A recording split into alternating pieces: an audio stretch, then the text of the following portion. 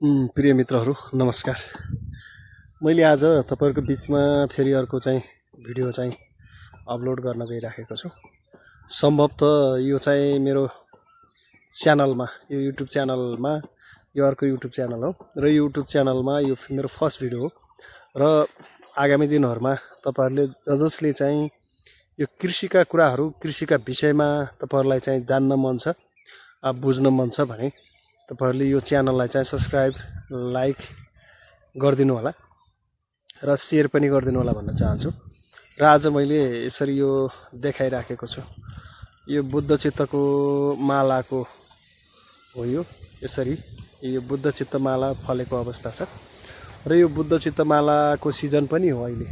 खासमा यो बुद्ध चित्त माला यसरी फलिराखेको छ, यसरी फलेको छ र यो बुद्ध चित्त माला सम्भवतः यो पछिल्लो लटमा धेरै व्यापारीहरू चाहिँ आउने र यो व्यापारीहरूले यसलाई चाहिँ हेर्ने र यसको क्वालिटी र क्वान्टिटी दुवै हुनुपर्दो रहेछ।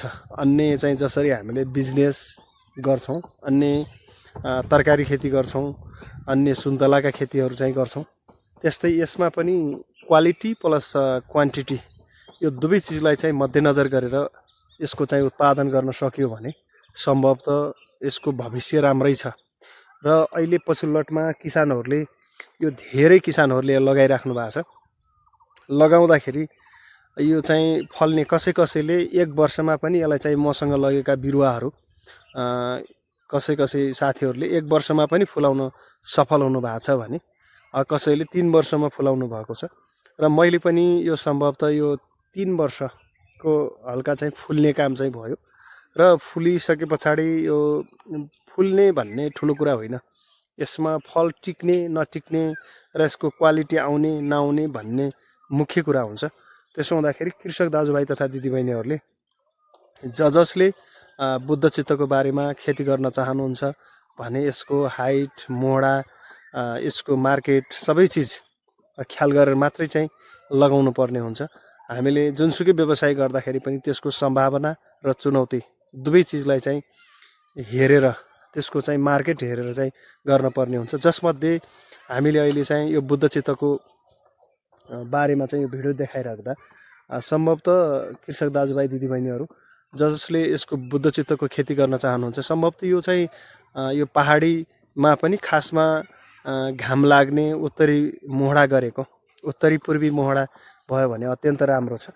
र यो उत्तरी पूर्वी मोहडा भयो भने यसको धेरै राम्रो र हाइटको हिसाबले पनि अब धेरै माथि अहिले पछिल्लो लटमा अलि धेरै माथि पनि फलेको पाइन्छ भने अहिले तल तराई क्षेत्रमा पनि लगेर चाहिँ बिरुवा चाहिँ लगाउने र उत्पादन लिने, बेसीतिर पनि उत्पादन गरेको पाइन्छ।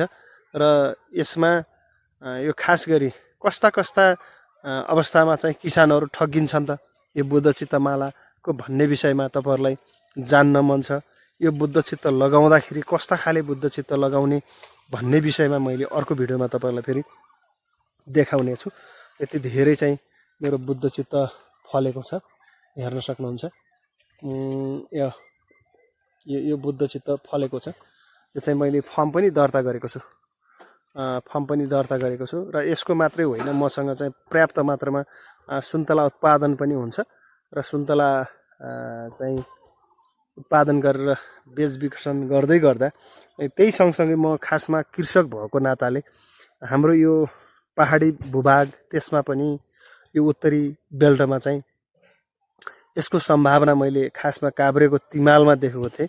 काभ्रेको त्यो तिमाल हुँदै मैले यो बिरुवा चाहिँ यहाँ लिएको अहिले चाहिँ 7 वर्ष भएको छ, 7 वर्षमा रनिङ भइराखेको छ र यसको उत्पादन अहिलेसम्म आउँदाखेरि ठिकठिकै दिइराखेको अवस्था छ। र जसले हाम्रा चाहिँ यो बुद्ध चित्तको बारेमा बुझ्न चाहनुहुन्छ, जसले यो बुद्ध चित्त लगाउन चाहनुहुन्छ, तपाईहरुले चाहिँ बिरुवा पनि मसँग उपलब्ध हुन्छ। यो असोज कार्तिकदेखि नै बिरुवाहरू चाहिँ छ्यापछ्याप्ती चाहिँ मैले चाहिँ तपाईहरुलाई दिने गरेको हुन्छु। यो सालको बिरुवा थोरै मात्र छ, मैले अर्को भिडियोमा चाहिँ राख्ने छु। र तपाईहरुलाई चाहिँ यो बुद्ध चित्तको बारेमा जान्न मन छ, बुझ्न मन छ र कस्तो खाले बिरुवा लगाउँदा ठिक हुन्छ, कसरी चाहिँ किसानहरू ठगिराख्नु भएको छ भन्ने विषयमा मैले तपाईहरुलाई अर्को भिडियो मार्फत तपाईँहरूलाई जानकारी गराउनेछु। र यो छोटो भिडियो मैले तपाईँहरूको बिचमा यो फर्स्ट भिडियो हो मेरो यो किसान लाइफ नेपाल युट्युब च्यानलमा। मैले आगामी दिनहरूमा जति पनि हाम्रा कृषक दाजुभाइ तथा दिदीबहिनीहरूले उत्पादन गरेका चिजहरू र मेरै फर्ममा उत्पादन भएका कृषिका कुराहरू तपाईँहरूको बिचमा राख्नेछु मैले। सम्भवतः यो भौगोलिक सुहाउँदो र बजारको अवस्था सबै चिजलाई मध्यनजर गरेर हामीले चाहिँ उत्पादन गर्नुपर्छ। यसको मार्केट सबै चिज हेरेर गर्नुपर्छ। र सोही मध्ये आज मैले बुद्ध चित्तको बारेमा तपाईँहरूलाई छोटो चाहिँ जानकारी दिएँ। तपाईँहरू जसलाई अब जस्तो लाग्छ त्यस्तै सल्लाह सुझाव र प्रतिक्रिया रचनात्मक सल्लाह सुझाव पनि दिन सक्नुहुनेछ यो च्यानलमा। र जसले यो भिडियो हेर्दै हुनुहुन्छ भने कृपया सेयर गर्नुहोला, सब्सक्राइब गर्नुहोला। र आगामी दिनहरूमा मैले यस्ता भिडियोहरू तपाईँहरूको बिचमा कृषिकै भिडियो चाहिँ तपाईँहरूको बिचमा लिएर आउनेछु भन्दै यो छोटो भिडियोबाट म पनि बिदा हुने अनुमति चाहन्छु। हस्त धन्यवाद, नमस्कार।